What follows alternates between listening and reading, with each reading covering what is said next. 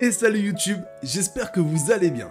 Nouvelle vidéo sur tout ce qui va arriver sur cette fin d'année. Il y a plein de choses à faire, il va y avoir des bannières, des events, qui focus, quelle est la meilleure façon d'optimiser tout ça, d'optimiser votre farm, d'optimiser vos cristaux, il y a plein de choses à dire. On va essayer de revenir un peu sur la globalité, je vais vous donner aussi mon avis sur comment utiliser vos cristaux, vos invoques, etc. Sur qui aller choisir, pourquoi aller choisir et qu'est-ce qui va être le plus worst.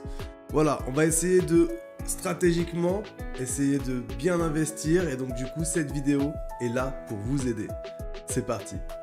On va resituer juste le contexte avant de rentrer dans le vif du sujet.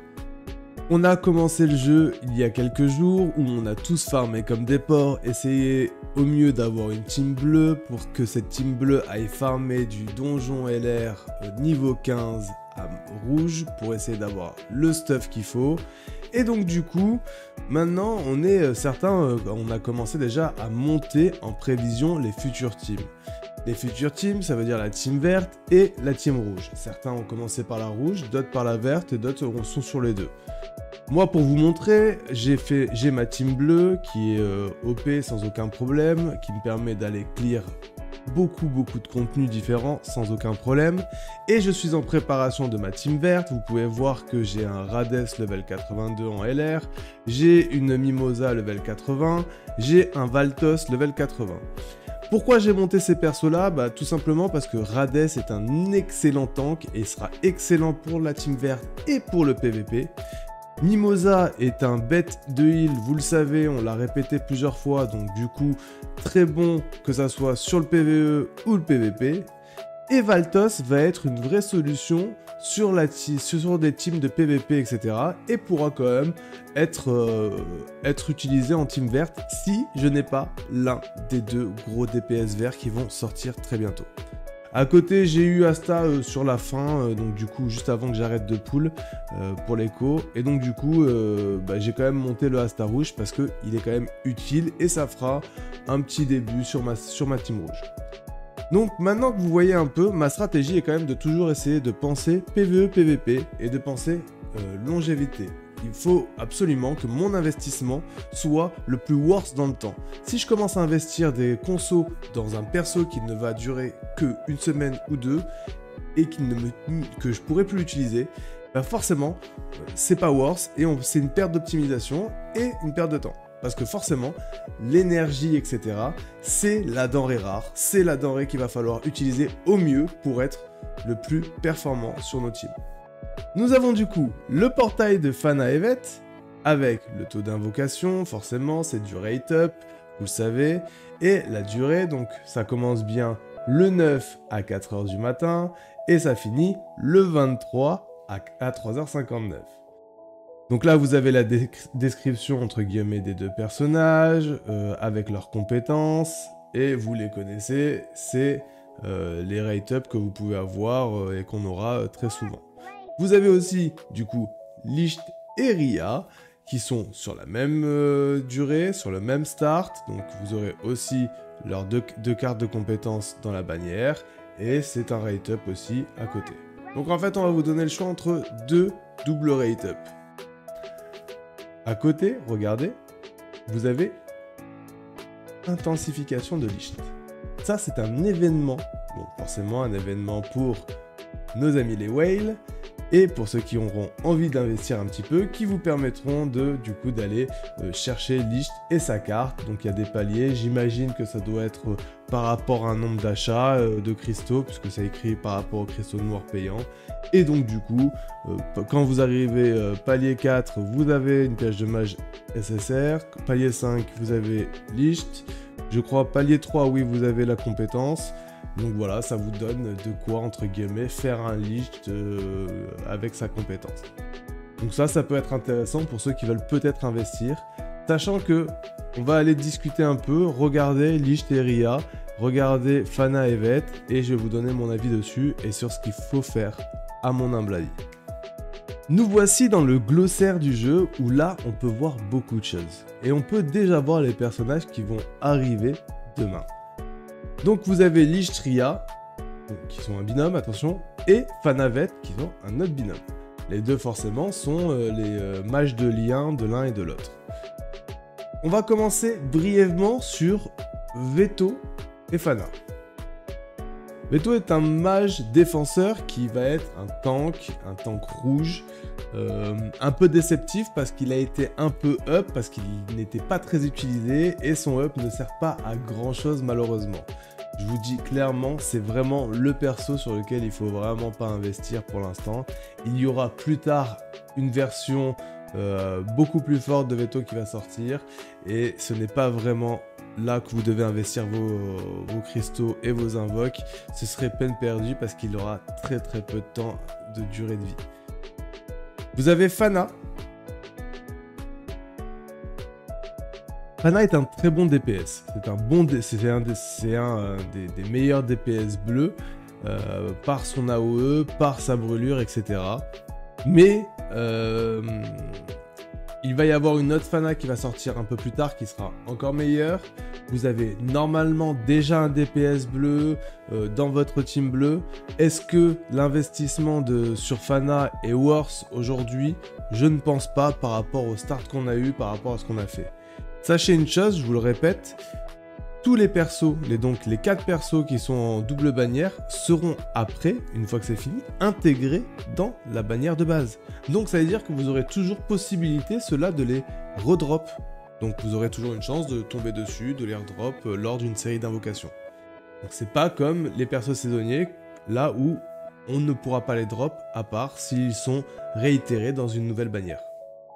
Donc Fana, bon perso, bon DPS, à ne pas sous-estimer si vous la voyez en face de vous sur du PVP, etc. Mais ce n'est pas pour moi le perso sur lequel il faut aller.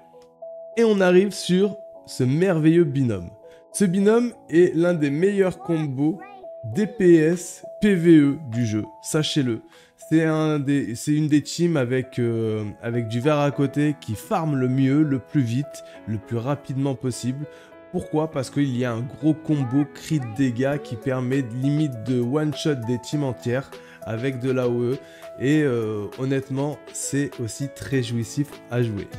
Et donc vous avez Lich qui a un kit qui se base autour du crit damage et de l'augmentation du damage critique. Donc vous allez voir, c'est pour ça qu'en fin de compte, pendant les 2 premières semaines, il va vous donner l'impression d'être vraiment overpété parce qu'il va vous faire des crit damage incroyables et des fois one-shot des personnages, voire des teams. On va passer brièvement sur les compétences. Je vais pas trop pousser la chose parce que je compte vous faire des vidéos sur chaque personnage pour que vous ayez son kit, son stuff, comment on augmente les talents, comment on joue justement les différents spells, à quel moment, et en mode vraiment serré. Je vais faire des petites vidéos sur chaque personnage. Comme ça, si vous avez un besoin sur un personnage, vous avez juste à aller chercher le bon personnage et vous aurez tout en 5 minutes. Donc, je vous spoil un petit peu le concept qui va arriver derrière sur les personnages et au moins, vous allez pouvoir aller chercher toutes les informations dont vous avez besoin. On va du coup sur le premier passif, dégâts critiques plus 10%, logique dans son kit. Deuxième passif, intéressant, en fait quand vous avez moins 30% de PV, il vous donne un bonus, en fait il se buff et il est immortel pour tout le tour qui arrive. Donc ça veut dire que si jamais il va bientôt mourir, il prendra pas le coup qui va le tuer et ça lui donnera un tour de plus. Vous avez du coup l'attaque de base qui fait qu'il s'augmente le taux de crit niveau 3. Vous avez ici le taux de crit augmenté niveau 2 et de la PNDF. Sur l'ulti, vous avez forcément du taux de crit augmenté. Et sur l'ulti combiné, si vous le combinez en plus avec Ria, vous avez de la PNDF niveau 2 et Ria vous donne de l'ignore def de 20%. Donc vous imaginez, ça plus le crit damage plus le critical, ça peut faire très mal. Et donc c'est comme ça en fait qu'on one shot les gens. Lich est un bon perso qui sera bon dans la team verte, mais malheureusement il va s'essouffler avec le temps, avec les nouvelles sorties, avec Noël qui va arriver, Julius derrière, etc. Il va perdre de sa superbe. Donc c'est bien d'investir dessus parce qu'il vous sera toujours utile sur la partie PVE team verte, Mais par contre, c'est pas le personnage qui va vous donner le plus de longévité dans la durée de vie, dans l'optimisation. Ce sera plutôt Ria, parce que Ria est en fait un boss killer.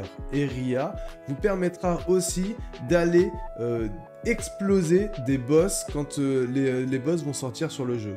Et vous allez voir, ça fera aussi beaucoup la diff. Donc on va sur Ria. Ria qui, bon, c'est un perso déjà que j'adore son style, j'adore comment il est dans l'animé, et je suis très content que ce soit un perso sur lequel on doit optimiser et monter parce qu'il va nous être utile pendant très longtemps. Aujourd'hui, il est toujours utile sur la KR en tant que boss killer. On va regarder un peu son set. Donc son set est lié autour des bonus. Sachez une chose, plus il a de bonus sur lui, plus certaines compétences ou buffs vont marcher. Donc sa compétence passive niveau 2 quand il est en étoile 2, c'est 2,5% d'attaque augmentée quand la durée du bonus s'achève. Donc ça veut dire que si vous avez 3 bonus qui s'achèvent, vous avez 2,5 d'attaque x 3. Et donc du coup, ça vous verrez, ça arrive souvent parce que c'est un personnage qui vole les bonus. Sur le 5 étoiles, vous avez récupération de 15% de PV, donc du coup, un espèce d'auto-heal, une fois que le bonus s'achève. Donc c'est toujours bon à prendre, ça vous permettra d'avoir un peu de sustain. Sur l'attaque de base, qui est le slash de Yami, hein, vous n'oubliez pas, c'est un voleur, c'est un style. Il a style du coup l'attaque de Yami, mais il l'a transformé. Donc il aura une attaque supplémentaire qui inflige des dégâts équivalents à 30% de l'attaque magique si il a un bonus actif. Donc ça veut dire toujours une double attaque à partir du moment où il a toujours un bonus actif. Le spell L2 lui permet, lui, tout simplement d'aller copier 2 bonus des ennemis en face. Et donc, du coup, des ennemis, on veut dire aussi des boss. Et quand ça sera sur des boss, certains boss ont des bonus complètement pétés. Et ce qui lui permettra, lui, de devenir complètement pété pendant 2 tours. Quand vous allez regarder son ulti, là vous comprenez que oui, ça commence à être très worse cette histoire de vol de bonus, etc. Parce que s'il a au moins 2 bonus, il fera une attaque supplémentaire qui inflige 70% de dégâts. Et pour chaque bonus qu'il a, il a 15% de dégâts infligés augmentés. Donc vous imaginez, s'il a beaucoup de bonus sur lui, combien de dégâts ça peut faire. Et donc après, on en a parlé tout à l'heure, quand on est sur l'attaque combinée, vous avez du coup, après avoir attaqué, applique un bonus toute attaque augmentée de niveau 2 et attaque après avoir copié un bonus du mage partenaire. Donc franchement, vous avez un combo qui est quand même incroyable, qui augmente l'attaque et l'attaque magique de 40%. Donc ça peut être vraiment très très fort. C'est le combo qui est capable de one-shot des types. Donc voilà, maintenant vous connaissez un petit peu les kits, les personnages qui, selon moi, il va falloir focus. Et tout ça, ça arrive samedi. Ça va durer jusqu'au 23. Au 23, vous savez ce qui va se passer, pour la plupart, vous le savez, Noël va arriver. Donc c'est la saison 2, et ça va être le moment d'invoquer sur Noël. Et il y a des rumeurs qui disent qu'en plus, le 30, il y aura Julius qui va arriver. Sachez une chose. Noël, Julius sont des must-have. Beaucoup de gens disent Noël, il ne faut pas la monter plus 5, ça sert à rien, ça apporte pas grand chose. Vaut mieux la monter que plus 2. Sauf que, je tiens quand même à vous signaler qu'il y a beaucoup de gens qui vont la monter plus 5 grâce aux éclats universels. Et donc, vous allez vous retrouver en phase de Noël plus 5. Et qui aura plus de stats, etc. Qui sera maximisé. Certains vont aller aussi chercher sa carte. N'oubliez pas, si vous invoquez en plus, vous invoquez très peu sur la bannière de Noël, vous avez aussi moins de chances, d'avoir sa carte. Sa carte aussi va faire la différence. Donc pour les petits malins qui ont décidé de tout économiser, d'aller juste chercher la clé et Noël avec la clé, et du coup de mettre tous les universels sur la Noël pour la monter et garder tout pour Julius, ça peut être une réflexion. Mais vous allez passer à côté de la carte de Noël qui peut aussi faire la diff. Attention, il ne faudra pas être déçu parce que Noël, Julius, c'est 2 personnages qu'il ne faut pas du tout mettre de côté sur tous les aspects. Et donc, du coup, moi je suis partisan d'aller là chercher, utiliser un peu la moitié des consos pour avoir un peu de luck, j'espère, aller chercher Ria Licht et principalement Ria. garder des compos du coup et continuer l'écho après jusqu'à la sortie de Noël. À Noël, aller la chercher et essayer d'avoir sa carte, au moins en une fois, quoi qu'il arrive. Et si je l'ai en doublon, bah, tant mieux, ça va me permettre d'économiser du coup pour Julius. Et du coup derrière, reprendre l'écho jusqu'au 30 pour aller chercher Julius. N'oubliez pas, une bannière quand elle sort pour 12, 13, 14 jours. Et donc du coup, vous avez le temps aussi de continuer à faire de l'invoque dessus, d'économiser. Vous aurez peut-être des events, des cadeaux, ce genre de choses qui vont vous permettre d'aller continuer à faire de l'invoque. Vous ne serez pas obligé de faire les 800 invoques le premier jour à la première heure. C'est pas grave. Vous pouvez et aussi économiser et compter sur ce temps, cette petite dizaine de jours, pour pouvoir faire d'autres invoques et aller chercher le personnage. Après, il faut juste être malin. Je pense qu'il faut sectionner un peu nos compos pour pouvoir aller invoquer un petit peu sur tous. Et voilà, on arrive à la fin de cette petite vidéo. J'espère que je vous ai donné quelques billes pour votre réflexion sur comment utiliser votre écho, vos tickets d'invocation, vos consos pour invoquer un peu sur les différentes bannières. Vous n'oubliez pas, Ria est un super boss killer. Je ne pense pas qu'il faut passer à côté, mais n'oubliez pas, ils vont passer quand même dans la bannière standard. Donc vous aurez toujours une chance de pouvoir le drop après. Noël est un must-have, ne passez pas à côté.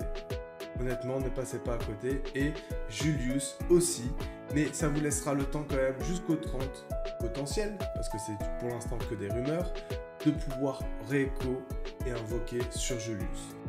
Pour moi, Black Clover est un super jeu, je prends vraiment beaucoup de plaisir à jouer dessus. Bien sûr qu'au bout d'un moment, peut-être qu'on ira sur d'autres jeux, mais pour l'instant, c'est vraiment mon kiff. Je vais vous sortir très prochainement des vidéos sur chaque perso pour vous aider au moins sur les talents, stuff, optimisation par personnage. Comme ça, au moins, si jamais vous cherchez quelque chose sur un personnage fixe, vous saurez que vous pouvez aller chercher tout dans cette vidéo. Petit flash info, demain soir, samedi 9, on fait une soirée spéciale invocation. Avec la commu, on est plusieurs à avoir bien économisé et on a envie de vivre ça tous ensemble. Donc du coup, je vais prendre tout le monde sur le Discord et un par un, on va aller faire les invocations de chacun. On va faire aussi un petit jeu dessus. Ce que je vous propose, c'est que toutes les personnes qui vont invoquer auront le droit de prendre un screen sur la bête d'invocation, la bête de multi qu'ils ont eu, et après on fera voter sur les différents screens qui a eu la meilleure multi dans le lot. Celui qui aura la meilleure multi dans le lot, j'irai chercher une petite carte Play Store de 10 € et je l'offrirai au gagnant. Voilà, j'ai envie de vous récompenser un petit peu. C'est une idée aussi de l'utise qui m'aide sur le stream, sur les vidéos, etc. Donc j'avais vraiment envie de vous récompenser, de vous dire merci pour toute la force que vous m'envoyez, pour toute votre bienveillance et les bonnes heures de rigolade qu'on a passées sur le stream et qu'on va continuer à passer. Donc voilà, je vous dis à demain soir pour une grosse soirée. Venez nombreux, on va vraiment s'éclater. C'était Reim, je vous fais une grosse bise. Bye.